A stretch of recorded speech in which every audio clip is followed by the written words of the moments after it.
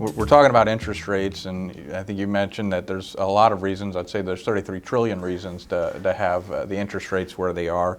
But we're seeing deficit spending continue, and we've talked about how interest rates are the mother of all arms, where most of it was short-dated paper that's rolling off, and it's no longer under 1%. It's rolling into these 5.5%. What's going on here? Yeah. How does this slide tell us what's going on? Yeah, so a lot of people have been talking about the issuance from the U.S. Treasury. Now, sometimes the data is difficult to get, but you really also need to look at the retirement of debt and get that net issuance number to see, well, are rates moving higher for all the reasons we said, and also issuance is supply and demand. Got to have to soak up some of that new supply, and the net issuance is the darkest blue line here. And we look the last quarter or 4 months, it's higher than the trend.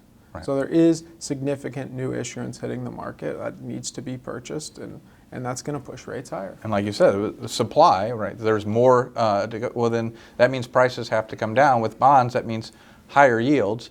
And where we used to have a buyer when the Fed was building their balance sheet, now that they're selling into this, it just continues to exacerbate this issue with higher interest rates. And not really that we would be allocating this way, but I talked to an allocator last week who was talking about buying Japanese sovereign bonds. They liked the yields there.